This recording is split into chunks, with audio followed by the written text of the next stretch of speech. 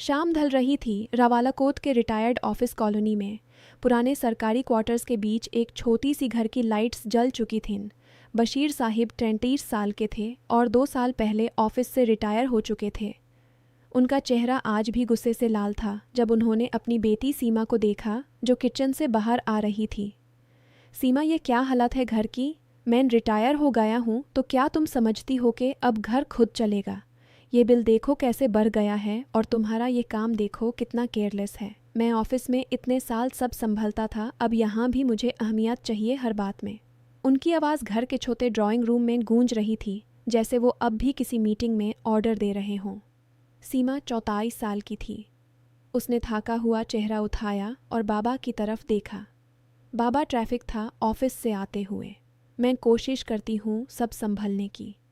उसने हल्की सी आवाज़ में जवाब दिया, लेकिन अंदर ही अंदर उसका दिल दुखता था। बाबा के हर दिन के ताने अब रूटीन बन चुके थे।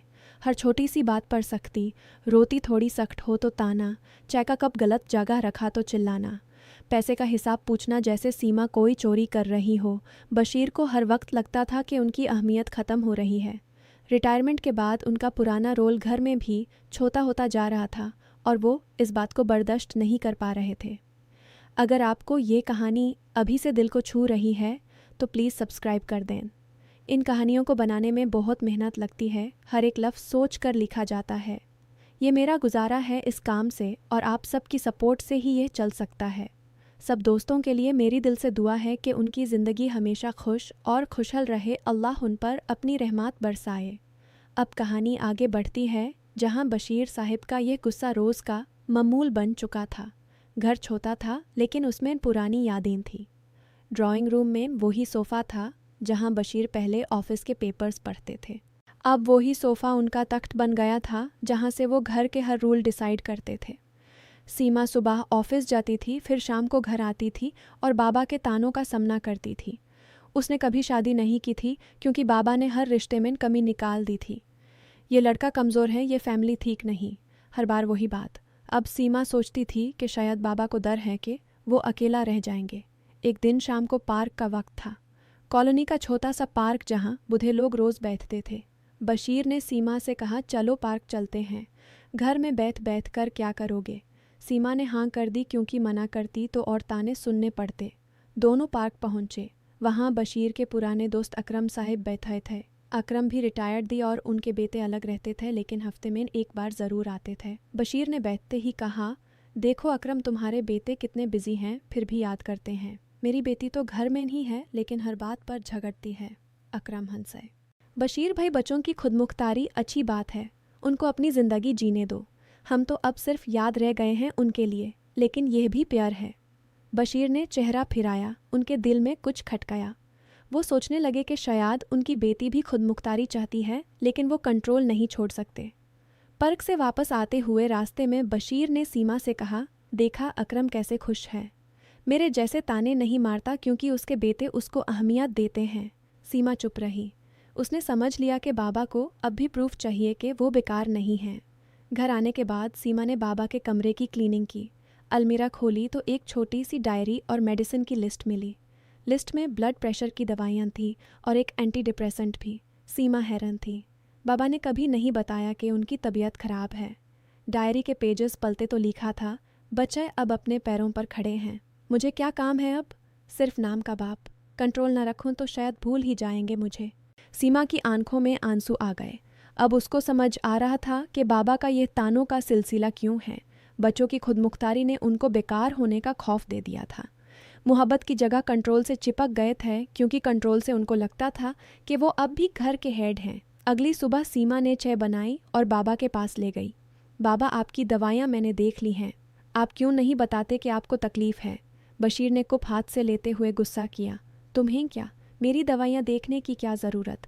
मैं अब भी सब संभाल सकता हूँ। तुम अपनी लाइफ जो, लेकिन घर के रूल्स मेरे हैं। सीमा ने हल्की सी आवाज़ में कहा, बाबा मैं आपको अकेला नहीं छोड़ सकती, लेकिन आपकी यह सख्ती हम दोनों को दूर कर रही है। पहले आप प्यार से बात करते थे, अब सिर्फ ताने। बशीर ने चाय पी और बाहर विंडो की तरफ देखा। उनके दिमाग में पुराने दिन घूम रहे थे। जब सीमा छोटी थी तब वो ऑफिस से आते थे और उसके लिए मिठाई लाते थे। घर में उनकी आवाज़ से ही सब चलती थी, लेकिन वो आवाज़ प्यार भरी होती थी। अब वो ही आवाज़ सिर्फ सख्ती थी। रिटायरमेंट ने उनकी पुरानी मैस्कुलिनिटी को चैलेंज कर दिया था। ऑफिस में वो बॉस थे, घर में भी बॉस रहना चाहते थे, लेकिन बेटी बड़ी हो चुकी थी और अपने फैसले खुद लेना चाहती थी। इस बात ने उनको इरेलीवेंस का दर्द दे दिया था। उन्होंने सोचा कि अगर कंट्रोल छोड़ दिया तो शायद सीमा भी जैसे दूसरे बच्चे अलग हो जाएगी। दिन गुजरते गए। हर शाम पार्क का रूटीन था। एक दिन अकरम साहब ने फिर बात की। बशीर भाई, हम अब बूढ़े हो गए हैं, बच्चे अपनी दुनिया बसाते हैं, हम उनको प्यार से देख सकते हैं, कंट्रोल नहीं कर सकते, वरना ये घर ही ठंडा हो जाता है। बशीर ने हंसने की कोशिश की, लेकिन अंदर से टूट रहे थे। घर वापस आए तो सीमा ने डिनर टेबल पर बैठकर पूछा, बाबा आपको क्या चाहिए, सच सच बताएं।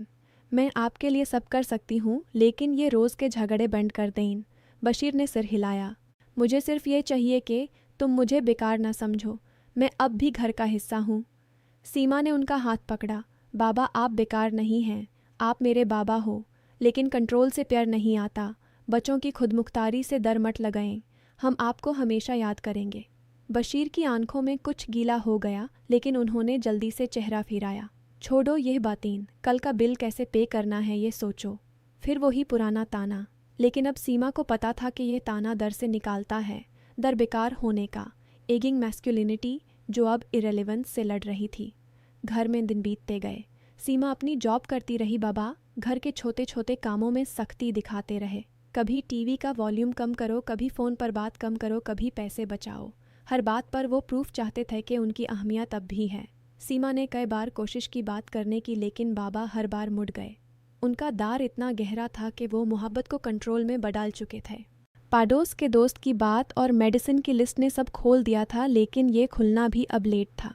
एक शाम फिर पार्क में दोनों गए। वहाँ अकरम साहिब ने कहा, बशीर भाई देखो मेरा पोता आया है, आज खुद आया है मुझे मिलने।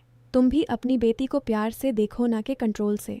बशीर ने सर हिला दिया, लेकिन घर आते हुए रास्ते में उन्होंने सीमा से कहा, तुम भी कभी मेरा हाथ पकड़ कर पग चलती हो जैसे बचपन में, अब तो सिर्फ ड्यूटी करती हो। सीमा ने रुक कर कहा, बाबा ड्यूटी नहीं प्यार है, लेकिन आपकी ये सख्ती प्यार को ठंडा कर देती है। घर पहुंचकर दोनों ने चुपचाप खाना खाया। ड्राइंग रूम में लाइट्स डिम थी। बशीर अपने पुराने चेयर पर बैठे थे और सीमा सामने। घर उनको छोड़ भी नहीं सकता था, क्योंकि सीमा बाबा को अकेला नहीं देख सकती थी, और पुरानी गर्माहट वापस ला भी नहीं सकता था, क्योंकि वो दार अब गहरा घर बन चुका था। बशीर को अब भी हर रोज़ प्रूफ चाहिए था अपनी अहमियत का, और सीमा को अब भी उम्मीद थी कि शायद एक दिन बाबा समझ जाएंगे, लेकिन वो समझ आती नहीं थी। सिर्फ ठंडी सी उलझन थी जो घर के हर कोने में फैली हुई थी। दोनों चुप बैठे थे और शाम धीरे धीरे अंधेरा हो रही थी। कहानी यहीं रुक जाती है इस ठंडी उलझन पर।